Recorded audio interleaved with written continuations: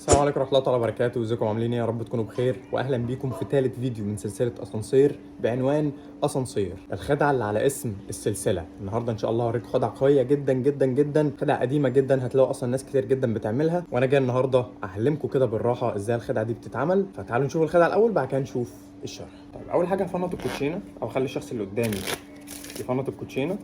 بعد كده هطلب من اي شخص ان هو يختار اي كارت، ونفترض مثلا اختار الكارت ده اللي هو 10 كلوبس. هخلي العشرة في نص الكروت، خلاص، بحيث تكون او بحيث ما تكونش لا اول كارت ولا اخر كارت. خلاص، دلوقتي هفنط اهو بالشكل ده. دلوقتي هعمل بس كده، هلاقي ان الكارت المختار بقى اول كارت طلع فوق، وده من اسم الخدعة اللي هي اسانسير. لو رجعت العشرة تاني في نص الكروت ودوست على الزرار اللي فوق، هلاقي ان العشرة برضو طلعت فوق.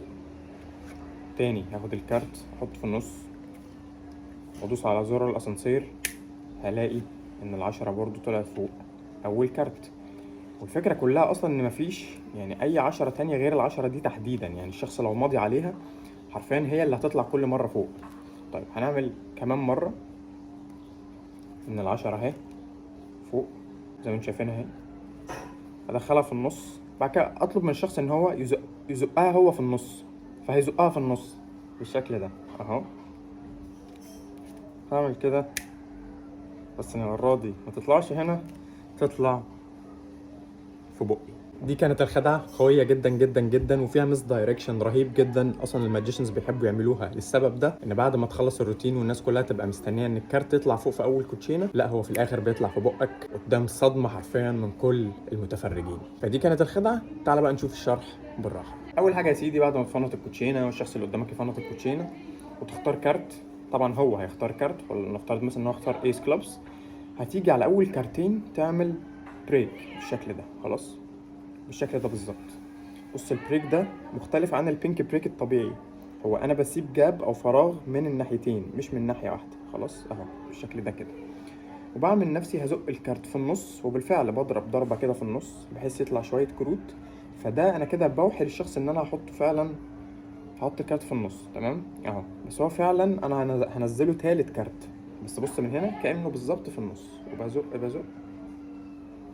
خلاص كده الكارت بقى تالت كارت، الناس مفكره ان هو في النص. فبقول له بص، اهم حاجه ان هو ما يكونش لا اول ولا اخر كارت، بس هو اكشلي تالت كارت. خلاص اهو، لا اول ولا اخر كارت. وانا بقى بعد الايدي باجي على اول كارتين اسحبهم كده واعمل بريك وارجع الكارت ده. اقول له بص انا هدوس على زرار الاسانسير واعمل كده، هلاقي ان الكارت طالع فوق. في الحقيقه دول 3 كروت يا جماعه، كارت المختار و2 عشوائيين. هكرر السيناريو لما اقلب، بحط كارت في النص كده، هيبقى عندي كارت عشوائي والكارت المختار. فهعمل دبل ليفت عن طريق ان انا اشيل الكارتين سوا اهو. بعد كده في النص ادوس على زرار الاسانسير، كارت يطلع فوق برضو. وطبعا هنا الناس كلها وسط ذهول كامل وتركيزهم على الخدعه ان كل شويه الكارت بيطلع فوق. تيجي اللحظه الحاسمه بقى، ان انت هتعمل بريك تحت او سوري فوق اخر كارت كده بالظبط كده اهو، وبمسك الكروت بالشكل ده تمام. بعد كده بقسم، باخد الباك دي، ده الكارت المختار، وانا هنا عامل بريك ثumb بريك. خلاص، بقلب الكارت ده وبزقه شويه لفوق. بص وانا بزقه شويه لفوق، وانا بزقه شويه لفوق بحط الكارت اللي بالفعل كان معمول عليه بريك، بس في نفس الوقت بقلب ايدي كده واقول لهم كارتك كان ايس كلابس. ليه بقلب ايدي؟ عشان ما يبانش ان الكارت بقى تاني كارت. فبقلب ايدي كده وبدخل الكارت بالسبابه وبقول للشخص زق الكارت لجوه، بس هو في الحقيقه بقى هو ده. وانا بقول له زق الكارت لجوه وبمد ايدي عشان يزق الكارت لجوه، بحط الكارت ده في بقي بالشكل ده بالراحه جدا كده. انا زمان كنت بغلط غلطه ان انا بحطه كده والاقي نفسي مش عارف اتكلم بعد الخدعه، فبحطه بس كده على الطرف اها، اقول له تمام.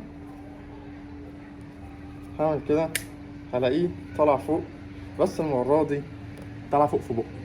فدي كانت الخدعه كلها. هعيد معاكم اخر يعني اخر روتين ده هعيده معاكم تاني عن طريق ان انا بعمل بريك زي ما اتفقنا، بقسم، ده كان كارتك صح، ازقه لفوق، اسيب الكارت واقلب اهو في النص واقول له زقه، ممكن اقول له في النص تاني اهو، وادوس على زرار الاسانسير يطلع فوق. الروتين ده عامة يا جماعة اسمه ذا امبيشس كارد روتين، بس انا هنا مسميه لكم باسم بسيط بحيث يعلق في دماغ الناس يعني. فبس دي كانت الخدعة وده كان الشرح. لو استفدت اكتب لي كومنت ان انت استفدت، ولو بتتفرج على الفيديو من على الويب سايت هتدوس فوق على الثلاث شرط هتلاقي كونتاكت اس، دوس عليها هتلاقي لينكات السوشيال ميديا بتاعتي، اعمل لي فولو هناك. وبس كده، بحبكم جدا، اشوفكم في الفيديو الجاي في سلسلة اسانسير. سلام عليكم.